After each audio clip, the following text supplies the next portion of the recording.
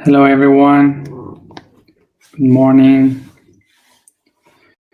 good afternoon, good evening. How are you?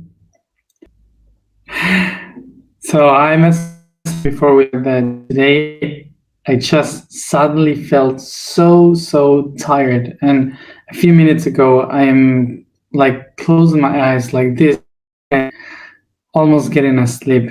So I'm really sleepy. So I don't know how it's going to be, but if I get asleep, so don't worry.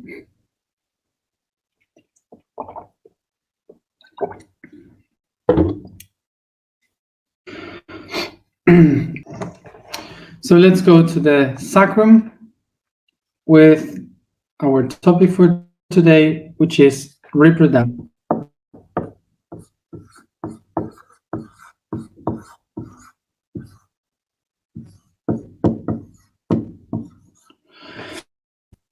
So let's remember what is the meaning of the word reproduction. So remember all this, the meaning of reproduction. Re, that means pen. Pro, that means towards. Duc, that comes from ducere, meaning take or to guide, is the same word for education, education. Ition, which is action. So the meaning of reproduction would mean to the action of taking or guiding something ahead again. That would be the meaning of reproduction. So the word reproduction actually is talking about production. It's not talking about reaction. The word re in front of that word is talking about the repetition of something in a cyclical expression once and again, repeating once over and over again. So we take we can understand what is the concept that is repeating over again. So that is the production. Production, to produce something. So production is telling about the action of producing something which is a product, and that product must be productive, which is the attribute of production. So what is the concept that we are talking about? To produce. Produce is to bring something ahead, to guide that something to follow in the path ahead. Okay, so what are we bringing ahead? Product, of course. And what is the product? The product is moving ahead in order to be productive. And the way in which we make this thing, this product, productive is through the action that we call production. And the verb to do that is to produce. Okay. So production. Today, in our current day, we have the concept of production as something related to economy, something related to the production of things. Like, for example, this pen. So I am producing this thing. So in order to get product, I have to follow a process, which is the production, taking the main elements to make this pen until I reach it. So then I have the product, which is and then I use it and I do something productive with it. Okay, so that would be for us the concept of production.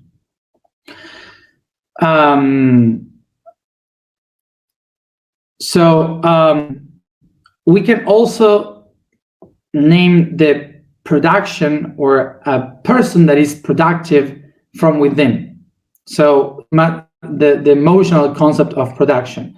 So that would be like, for example, a person that is manifesting something that is within. Because remember, to produce is to bring something ahead. So actually, when a person is productive, is a person that has within a lot of things that are manifested and brought to the outside, so it is useful in the outer world. So production is to produce is usually related to something that is useful. So it's useful because the things that we produce are related to the manifestation, to the practical things. That's why it's related with the useful things, with the things that we use all the time. So that would be the reason why we relate production with physical aspects, with physical things. So we have been seeing production from the human point of view, but now we have to understand that me as a human, I am also a product that has gone through a process of production in order for it to exist. So we can say now that a human is also a product. And how was the process that it took in order to be this product that we are now? Well, the path of production of a human begins when an spermatozoid and an egg, ovulus, got together and they exchange data. And by that exchange, they start to multiply cells and create organisms that developed themselves for 9 months in a long process of production until the product is born. So we can see the concept of produce when the cells, the eggs and the spermatozoids, they get out from a place to go into another. That is producere.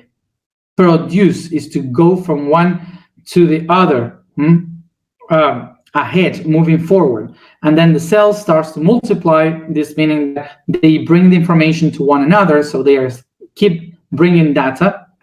And there's one day that we are born, which is to go from the uterus away into the outside.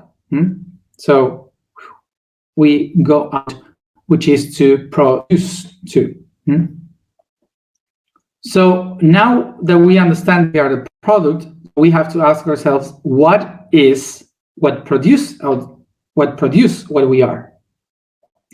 That thing that produces what we are is the DNA exchanging data.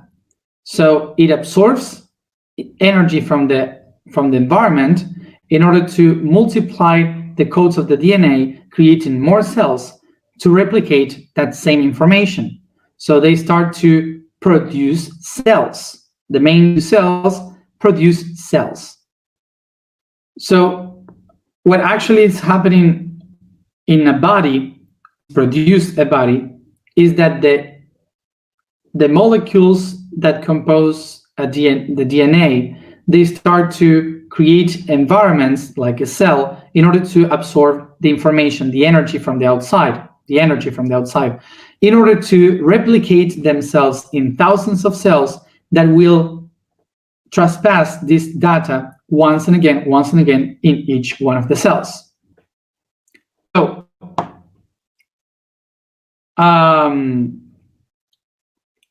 So, the thing is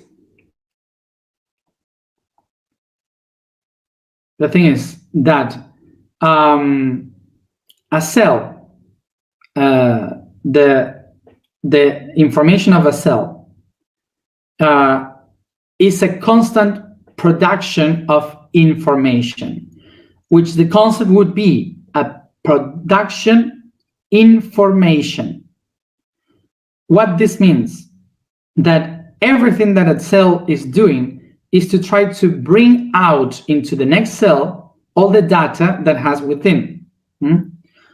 And the word information means exactly that, something that is being formed constantly once and again.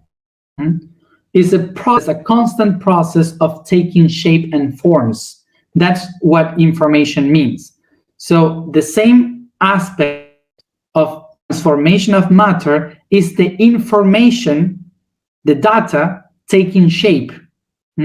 So that's a constant process, eternal process. And how does this information go through time and space?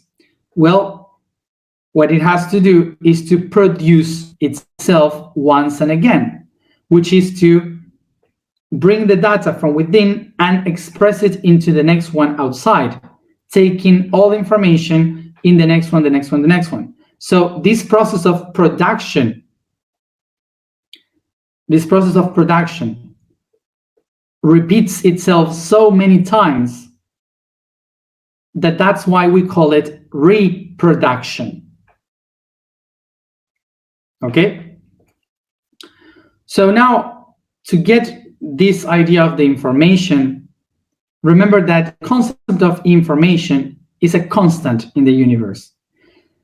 The information is something that goes through two constants in the universe, which is time and space. Time and space are the two things that goes through everything because they are constant. We can speak here about the relativity of time and space, of course, but even though they are constants.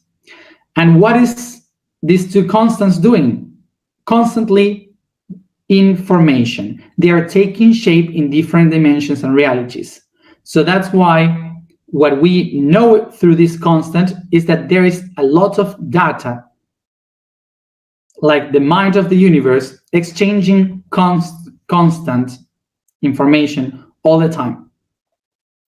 And that's why it's information, because it's transforming itself in many forms, many shapes once and again. Okay. So because of this, we can understand that the inorganic realities and the organic realities, what they are doing is basically to send information through time and space. They transform themselves through thousands and millions of years, but they are just doing an exchange of information moving forward. Okay? So it's constant. That's eternity. So in our bodies, like the physical bodies, they do exactly the same. So the cells are trying to bring that data into the next cell, so the information goes on, and that's what we call evolution. They are transforming once again, just transpassing data. So actually what we can understand here is that in the microcosmos, in the subatomical realm, the information, the data, is the only thing that exists and that is constant, eternal. So the macrocosmos, the physical things that we see, are just the shapes that data takes and forms in order to find different ways to transpass this energy, this information, in a better way. That's evolution. Basically, that's what evolution is. So this is why we can understand here that the universe is only information, just data, information. And this is why the constant in the universe is to be information.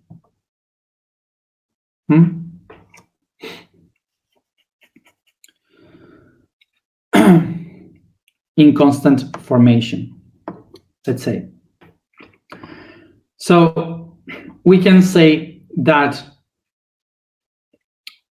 one and the first existence in the universe is the one that produces everything that exists around and extend a network of data trying to reach much more information through experience.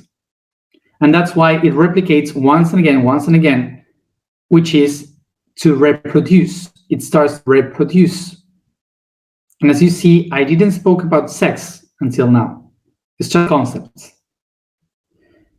So I know that some people are like busy, like willing to know what about the kids and the son and to have sex or whatever. Just take a deep breath, because if you don't get this, what I said before, you're not going to get what I'm going to say next. So what I was saying is that the reproduction is the one that explains how every atom, every molecule, every chemical, they just start to replicate their shapes in order to keep sharing that data and that information.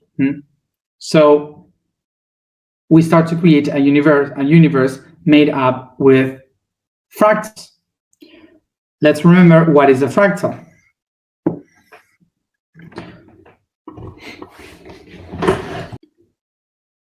So this would be fractalization. One triangle that I put another one in the middle. I replicate the shape. How many triangles do I have now? So now I have five triangles. One bigger, one in the center, another three here.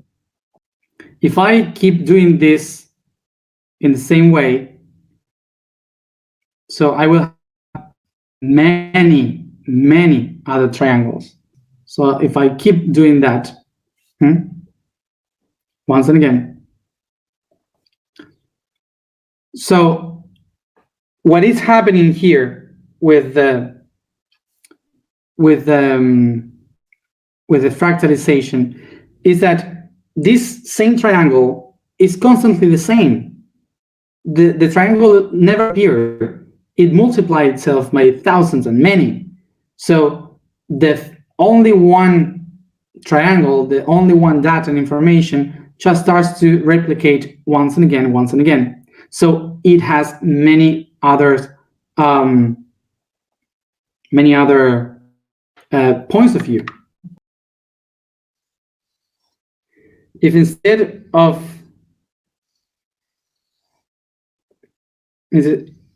of a triangle, I have spheres, we'll have it exactly the same.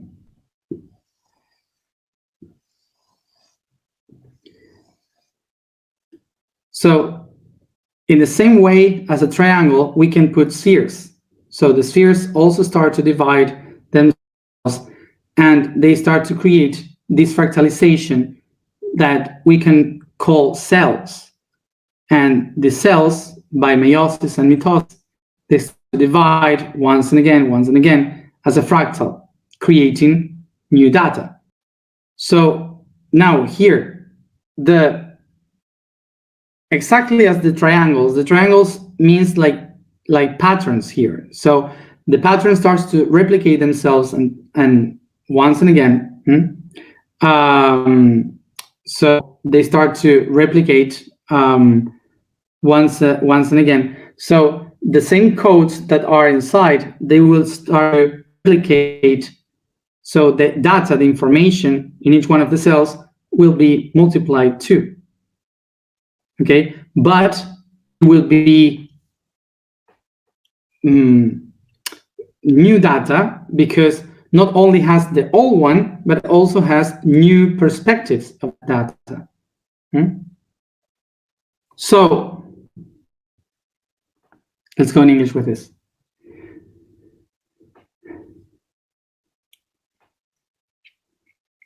So the thing is that these triangles here, they multiply once and again the same data, and they try to store much more information, much more data. But there is a moment that when you replicate the same data once and again over, what happens is that it kind of the information gets distorted. Like, for example, the letters. We spoke about the letters a few videos ago or months ago, I don't know. We spoke about this, like the origin of the letter A that we have here. The origin was here in Apis. Apis, the name of the bull. So they draw this beautiful bull here, but then they started to change it, and the distortion of the letter to alpha, and then they change it until the Romans did the A, and we have the letter A now. So it's the same sound, the same letter from thousands of years, but it changed a lot. So we don't know exactly what happened here, why exists the letter A. So the same thing happened in a body.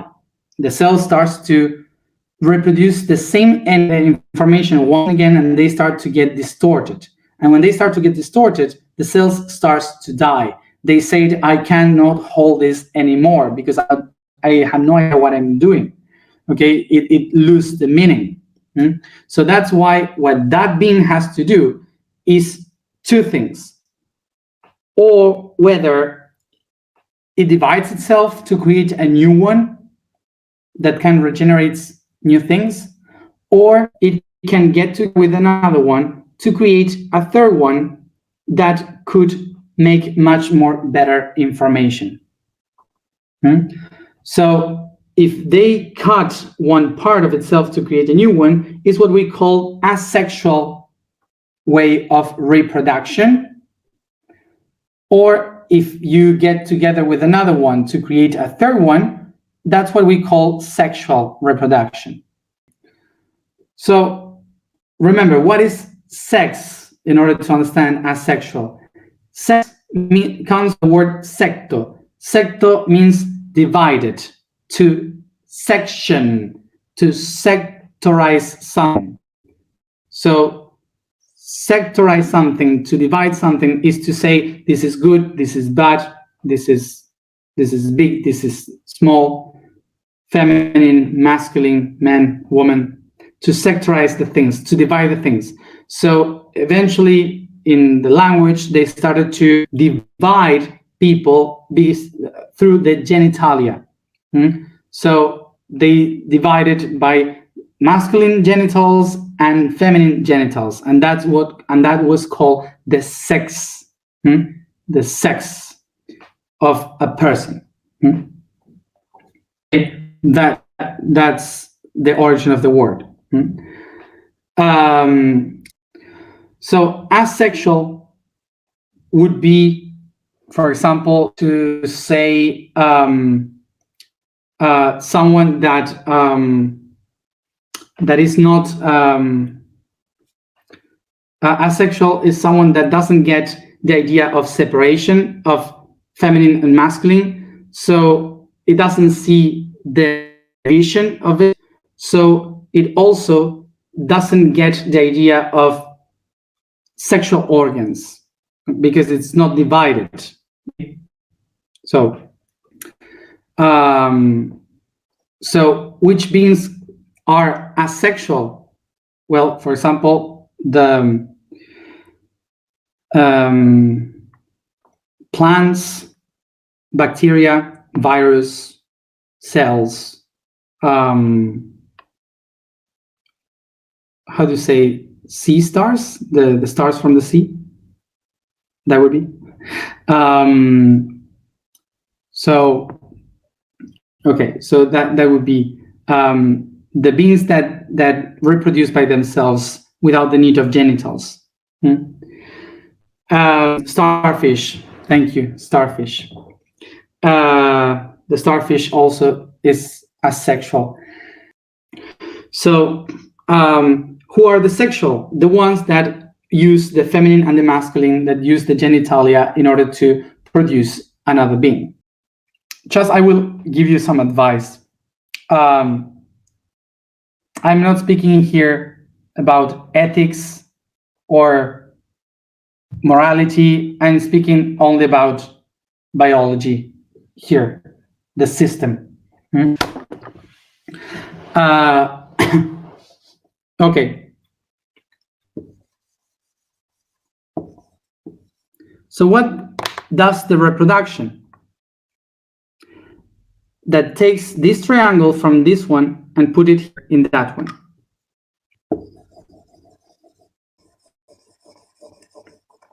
So what the reproduction does, that takes this triangle, the blue triangle from here to activate here, and this triangle from here to activate it here. So this means that the data from this one, data from that one, create a new one. And that would mean that this one here has a very much improved data than the other one. So this means that in evolution, the sexual reproduction helped biology, helped information to improve the system faster and better.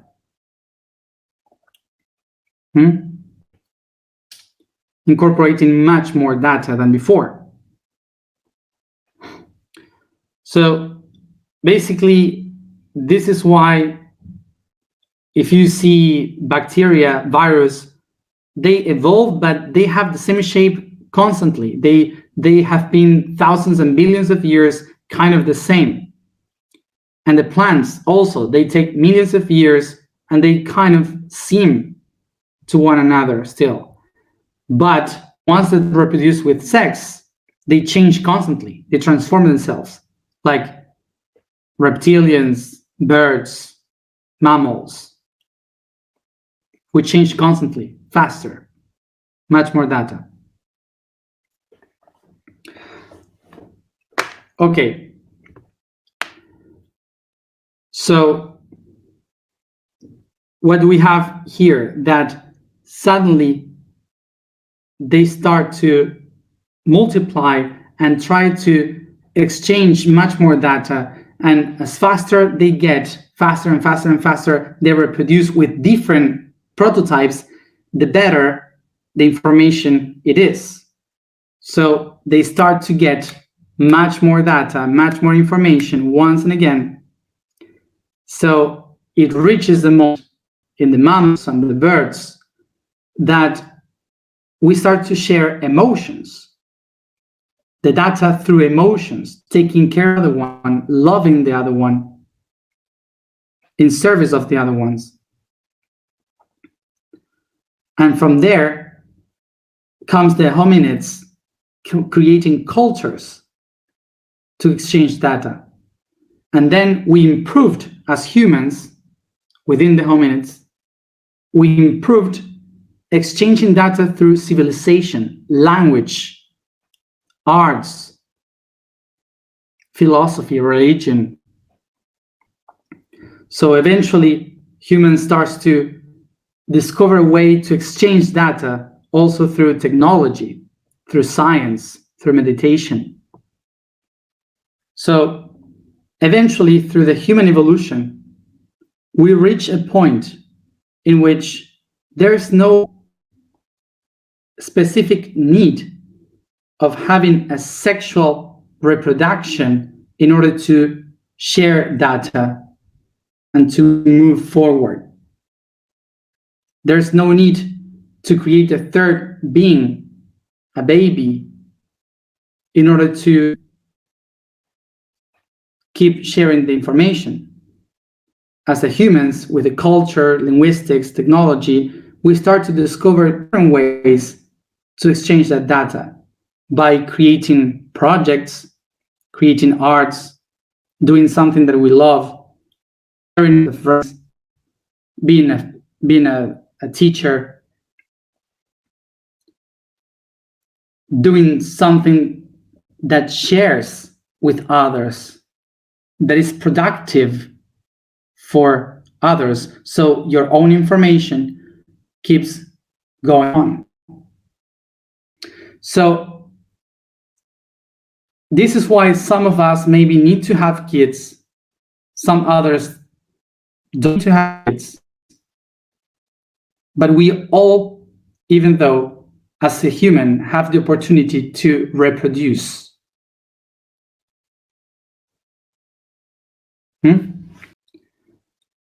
So, and each one of you will discover which is your own way of reproduction. Maybe writing a book, doing a play, sharing with others. So, I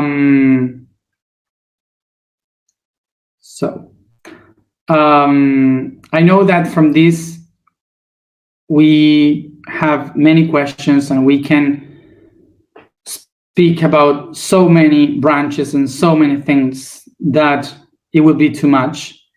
But I guess that with this, I wanted to give you the basis of the data so you can kind of have the fundamentals of this.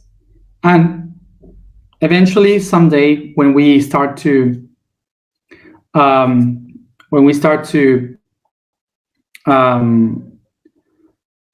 do some questions and answers, maybe more in the future related to the videos that I did this year, I maybe can answer some of the questions.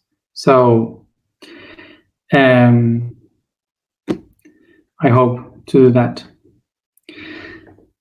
And of course, I invite you to try to answer your own questions with this basement.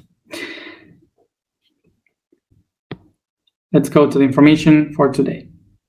The verb for today is who. The statement for today is I am the designer of creation. The code for today is Oceania. The second physical chakra of the earth, the sacral, is the one that has the forces of generation, of creativity, of life's expansion. Outside Africa, of life's expansion outside Africa to the rest of the world. The oceanic plates go from the Middle East and India through the Indian Ocean to Australia, New Zealand, and the islands of the West Pacific. Its energy expanded the great climate changes that launched the development of human cultures and its expansion through Asia and the Pacific towards the Americas. Sit comfortable, close your eyes, and concentrate in your breathing.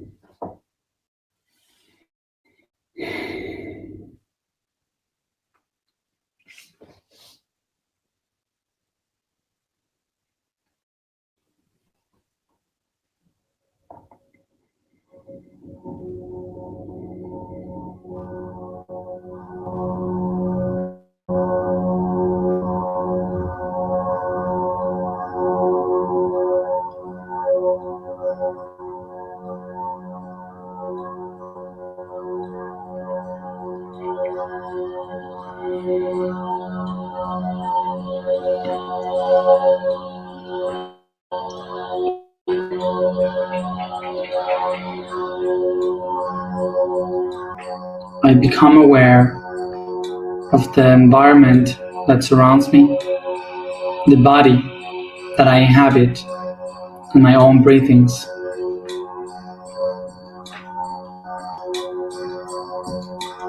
And I observe under my feet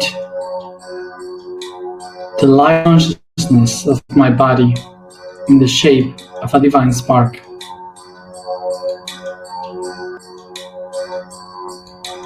I breathe and ignite this spark.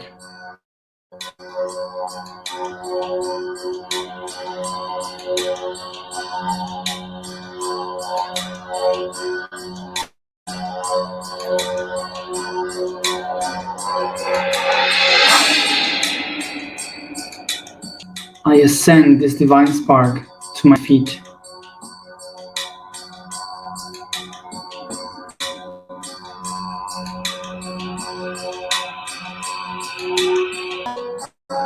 Initiate my initiatic path through the two legs in my feet, starting the blue and white rivers through the legs.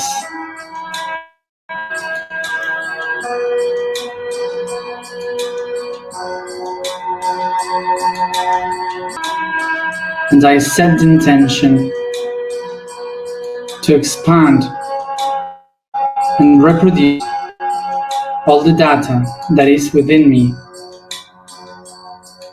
to multiply my paths. I ignite my feet.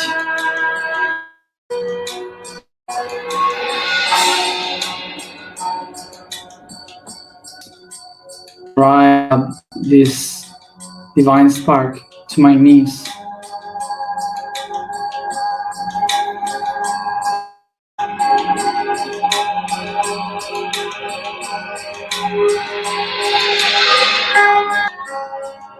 I recognize these two rivers as one, the feminine and the masculine path in my knees.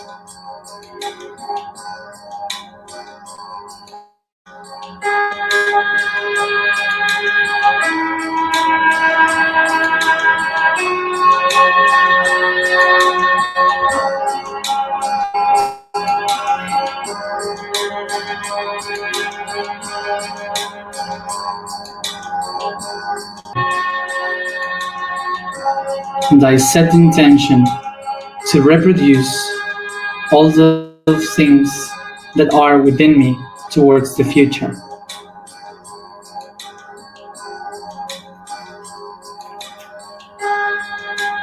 I breathe and ignite my knees.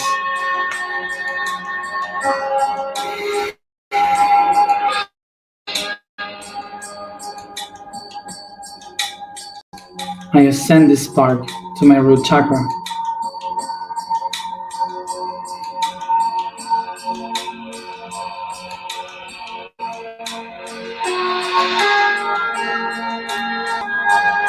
And I recognize the lake of the vital energy.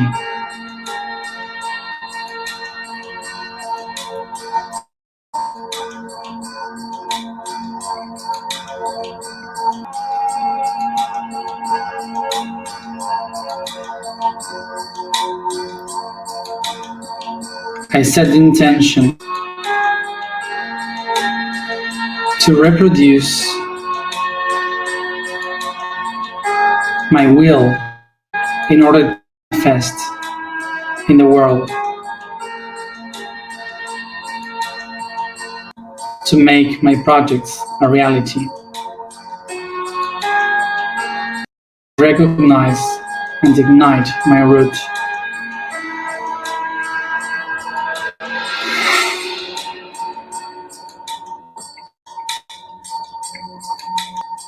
I ascend this divine spark to the sacrum.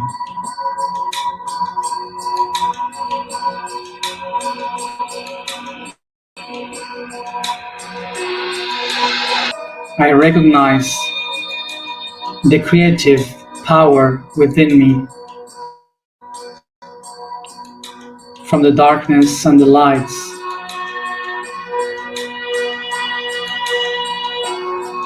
The will of creation. And I set the intention to reproduce to the world my creative potential.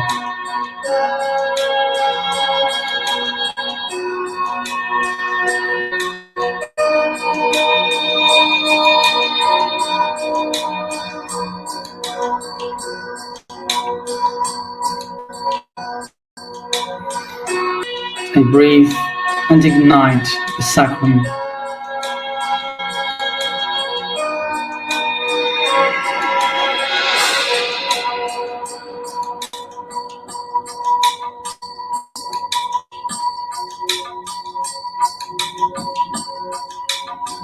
I end to my plexus.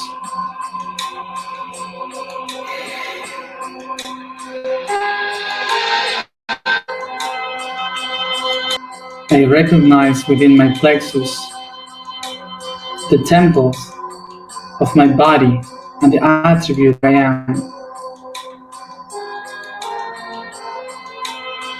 And I set the intention to reproduce these attributes to all my relationships in the world.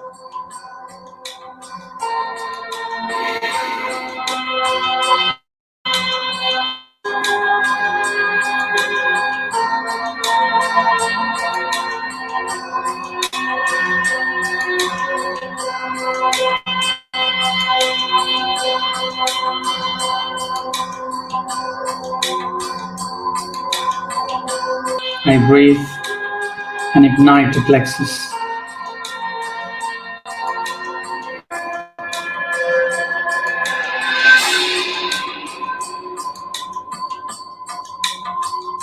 I rise up the vibration, the spark to my heart.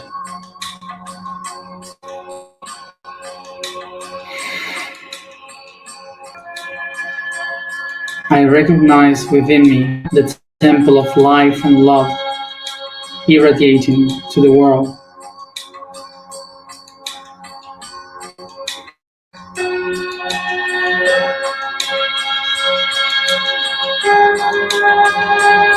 And I set the intention to reproduce all these feelings, this service, in the shape, in the way of service by love to the entire world.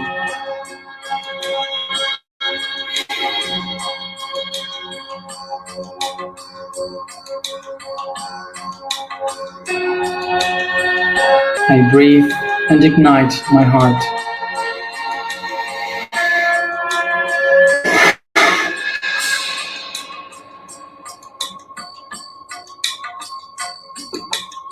I rise up through the flow of the night within me towards the throat chakra. And in it, I recognize the temple of the sun, radiating its rays of light, of truth to all the world.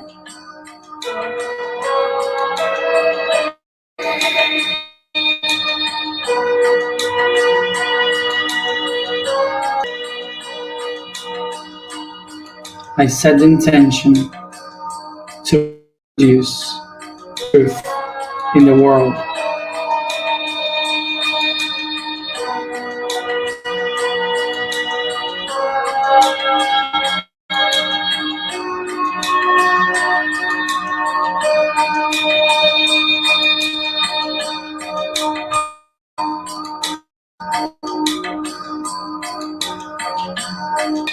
I breathe and ignite the throat chakra.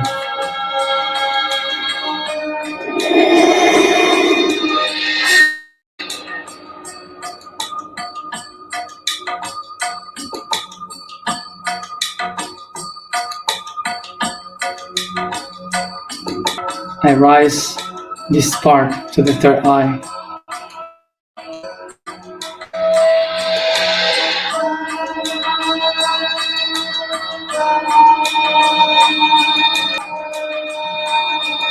And I observe the eyes of the Sphinx contemplating me.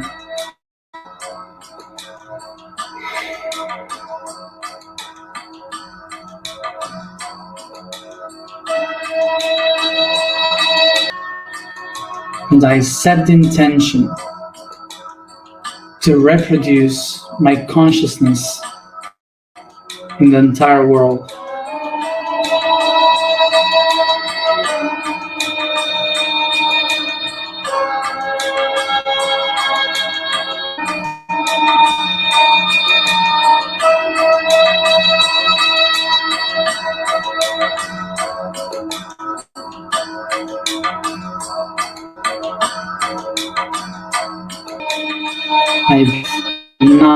to my third eye.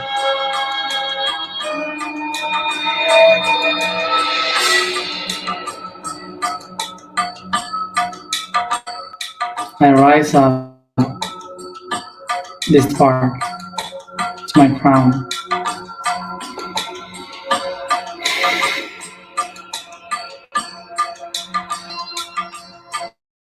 And I observe this night expanding in a full delta in my crown, surrounded by all the pyramids. I can see pyramids creating my crown. And I set the intention to reproduce my divinity in the world.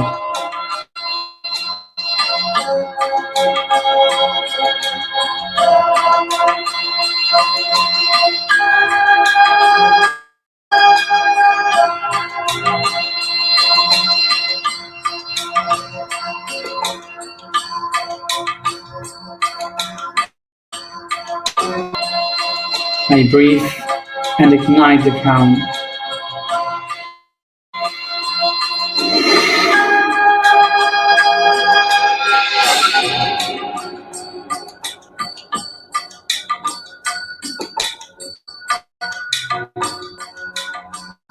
Throughout this initiatic path, I can see how I reproduce in every step all the parts that creates me.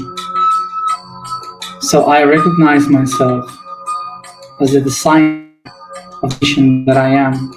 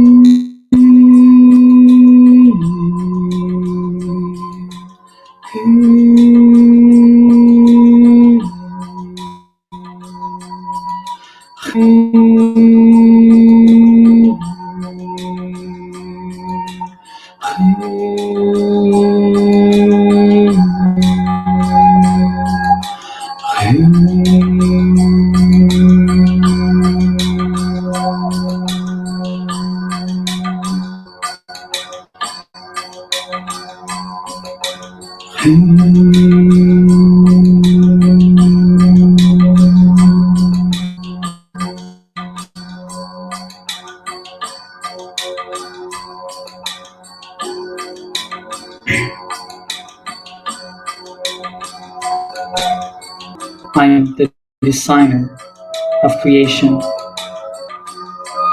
I am the designer of creation. I am the designer of creation. I am. I am. I am.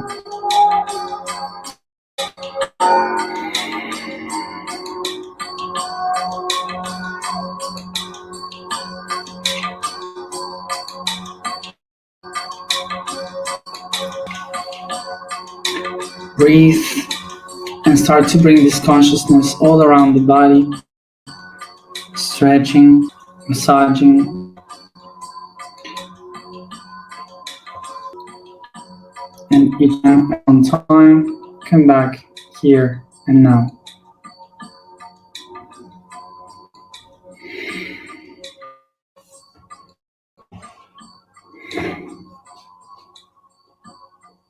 Thank you, everybody, for being here another day, and see you tomorrow at the same time.